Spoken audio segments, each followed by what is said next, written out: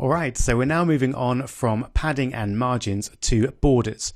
So looking at how we can give borders to our elements and what different styles we can use. All right, before we do that though, I'm going to give you a quick challenge because everything's getting a little bit complex here. So to make it easier just to work with borders, I'm going to reset everything back to 0. And then I'd like you to create, using just divs, 3 squares, 100 pixels wide and 100 pixels high, and make them red, blue, and green.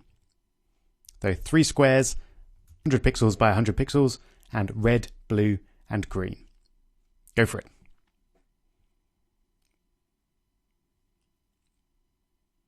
All right, hope you managed it. I'm going to start with the HTML.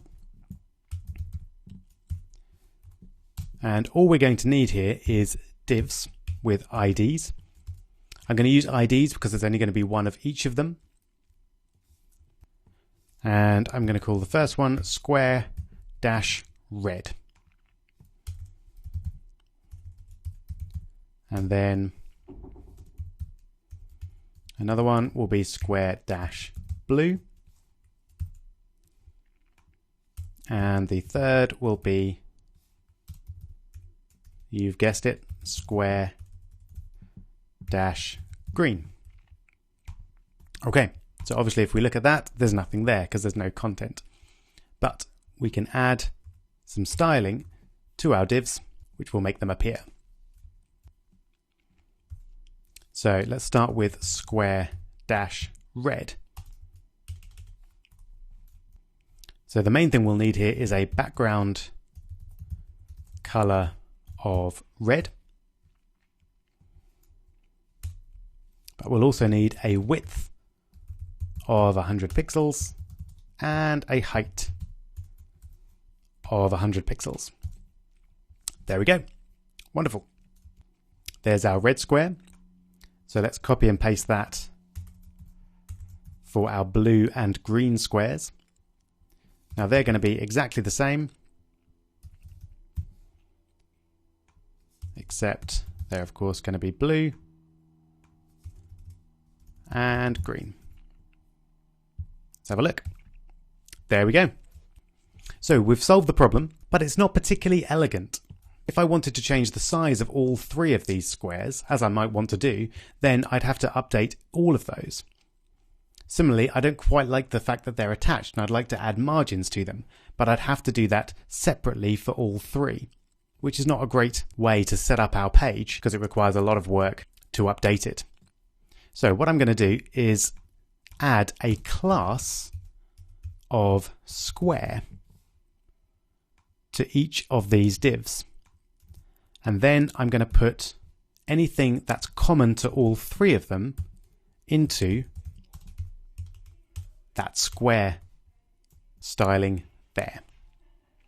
So the main thing that's common to all of them is the width and the height. So I'm going to put that in there, and then I can get rid of it for everywhere else. All right, so let's have a look. Excellent. It's still exactly the same as it was before, but we now have 2 big advantages. One is that we have less code than we had before. Well, probably just about. But the bigger one is that I can now update of these squares with just one CSS styling. So as I mentioned, I'm going to add a little bit of a margin. Let's try 10 pixels just to spread them out a little bit. Yeah, I think that looks better. Maybe even go for something like 40 pixels. Yeah. I'm also going to have them along the top for no particular reason, that I think that looks a little bit nicer. And I can do that really easily by just setting them all to float left. There we go. Brilliant. So I hope you managed that challenge, but also I hope it was useful to see the advantage of using IDs in some cases, but classes in another, to keep your code nice and easily updatable and changeable. All right, so now on to borders. So I'm going to do different borders for each of these boxes. And we'll start off with a nice straightforward one for red, and we'll have a 1 pixel black border. And we do that by setting up a border property and then we have to specify 3 things.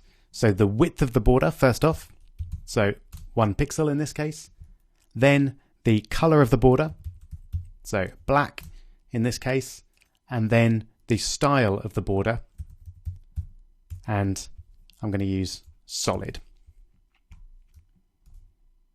There we go. So you can hopefully just about see that. Let's make it a little bit thicker. So we'll go for 10 pixels. And now you can really see it clearly there. So obviously you can change any of those. We could have a nice yellow border. We can change the width as we already have, and we can change the type as well. And if we want to get a list of the different types we can have, just Google border styles and then click on the top result. And you can see we've got solid, which is the one we've already used. But if you scroll down, then you can see all these different ones here. It's dotted, dashed, double, groove, ridge. So you can try all of these out. Let's have a look at double.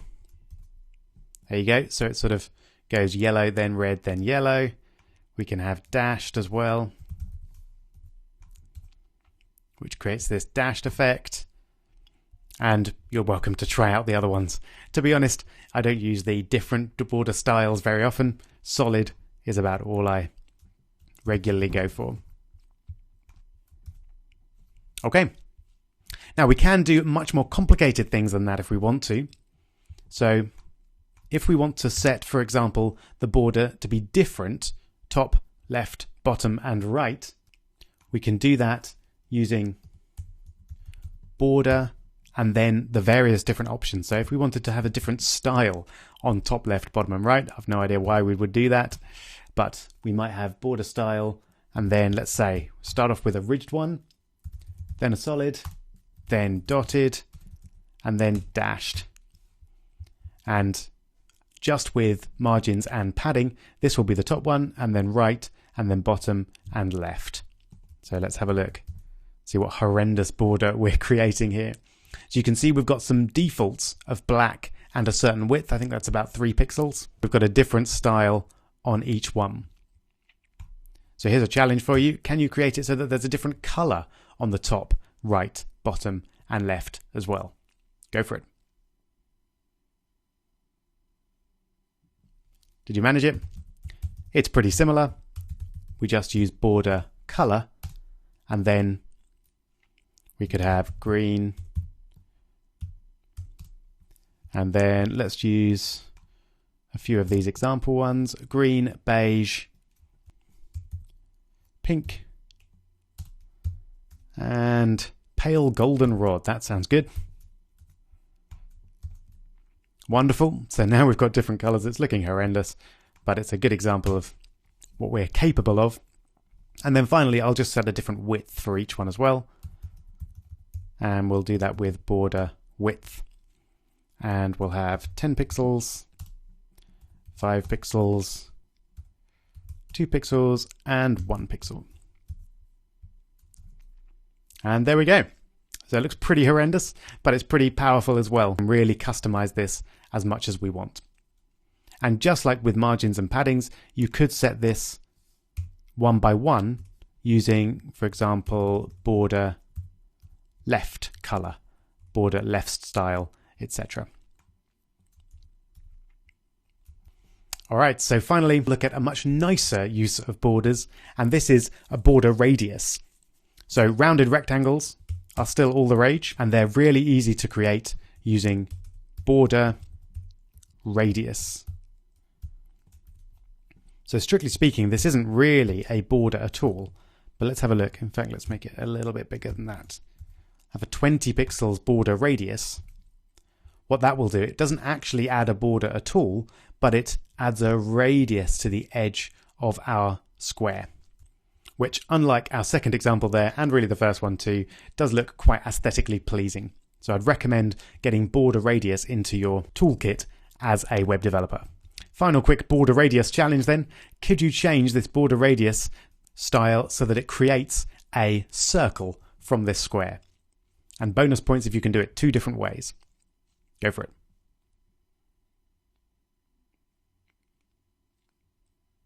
All right, hope you managed it. All we need to do is set the border radius to half of the width of our square. So our square is 100 pixels. So if we set the border radius to 50 pixels, then the border radius effectively goes all the way from the middle of the top to the middle of the right. So we get a lovely circle. The other way to do it would be to set the border radius to 50%. And the advantage of doing it that way is then it will be a circle regardless of the size, because the border radius will always be half of whatever the width of the div is. So if we change the width of all of these, for example, to be 400 pixels, then you can see it stretches out the border radius all the way. And if the height was 400 pixels as well, then we'd get a really nice big circle. So you can use border radius to create circles out of squares. Wonderful. So we're now coming to the end of our CSS section, but we have a couple of videos before our big CSS project where we're going to clone the BBC News website. And those last few videos are going to focus on styling text with CSS.